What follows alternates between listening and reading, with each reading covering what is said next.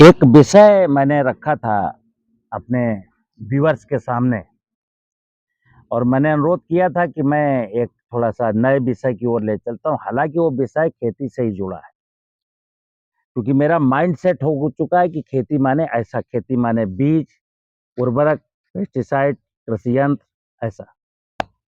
तो मैं जब प्राकृतिक खेती की ओर ले चलने की बात करता हूँ, तो प्राकृतिक खेती के साथ-साथ एक विषय सत्य सनातन धर्म का। और मैं फिर बता दूँ कि आज आप अ, सत्य सनातन धर्म को अगर आप महीना, 2 महीना, 3 महीना, 1 साल तक आप इसको इंटरनेट में सत्य और सनातन धर्म के विषय का सत्य अगर पता करेंगे तो गोल-गोल घूमते रहेंगे और आपको सत्य सनातन धर्म का ज्ञान नहीं हो पाएगा। कारण कि जिन लोगों ने इस विषय को आपके सामने प्रस्तुत किया है, उन्होंने ये चाहा है कि ये इंसान को समझ में ना आए, क्योंकि जब इंसान समझ जाएगा सत्य सनातन धर्म का विषय जिस दिन आम इंसान को समझ में आ जाएगा, तो मेरा दावा है कि बहुत सारे लोगों की दुकानों में ताले लग जाएंगे, झूठ का कारोबार बंद हो जाएगा। अभी तो सत्य सनातन धर्म के माध्यम से झूठ का कारोबार चल रहा है। तो दो वीडियो मैंने जारी की थी, उसमें मैंने सत्य बताया था। एक बार फिर थोड़ा सा सत्य बता दूं, सच घटे या बढ़े सच ना रहे, झूठ की कोई इम्तिहान ही नहीं। सच उसको कहा जाता है जो न घटता है न बढ़ता है, संसार में घटता है न बढ़ता है। ऐसा अगर आप खोजोगे कौन सी चीज है जो न घटती है न बढ़ती है, तो सूरज, धरती, आकाश, पानी और वायु, ये जो पंच महाभूत है ना, जिनकी रचना परमात्मा ने की। परमात्मा इटसेल्फ और पंच महाभूत, ये 6 चीजें हैं जो सत्य हैं। इसके इतर कोई सत्य नहीं है। फिर आता सनातन।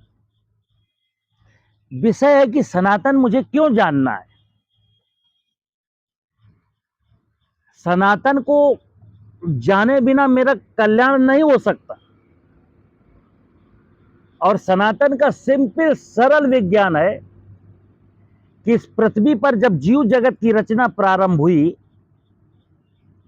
तो आप जानते हैं कि एक परमात्मा था, है, जिसने पंच महाभूत की रचना की। अभी इस यूनिवर्स में एक परमात्मा था, एक पंच महाभूत थे, कोई भी जीव जगत की इकाई नहीं थी।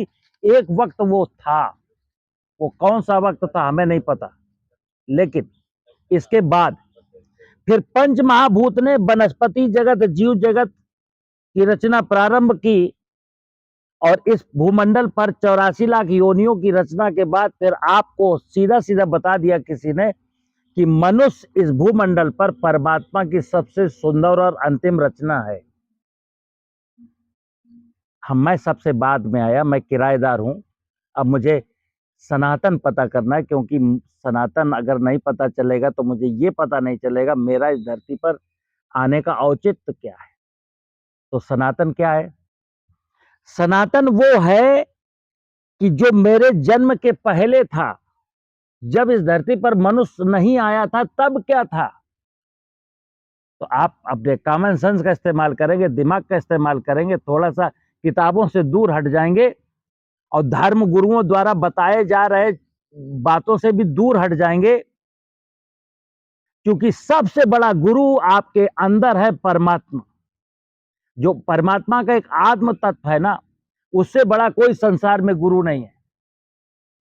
वो डायरेक्ट आपके अंदर विराजमान है, आपको सब कुछ बता देना चाहता है, लेकिन मैं उसकी नहीं सुनता, मैं दूसरों की सुनता हूं। मैंने परमात्मा को सुना ही नहीं, भगवान को मैं जानता ही नहीं हूं। परमात्मा के बारे में, भगवान के बारे में जो ऐसे लोग अनर्गल प्रला प्रला वो करते, वार्तालाप करते हैं जिसका कोई मतलब नहीं परमात्मा से, भगवान से, वो बातें मैं समझता हूं। तो सनातन का मतलब है कि हमारे आने के पहले यहां जो था, क्या था?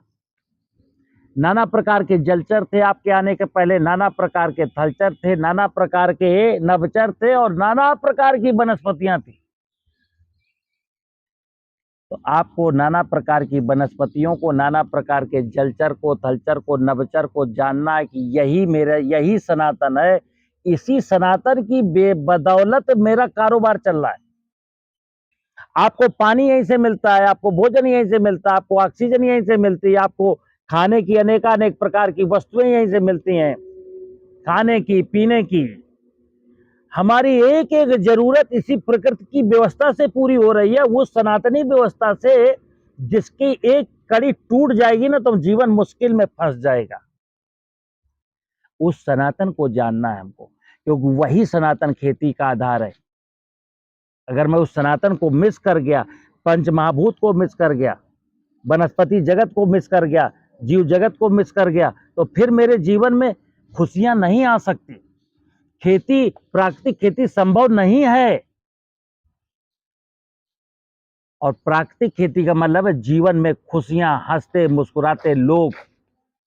कोई किसी के मन में कोई लालच नहीं, कोई किसी को ठग नहीं रहा, सब एक दूसरे को भाईचारे के साथ परस्परता मिल करके रहते हैं। ये सनातन सिखाता हमको।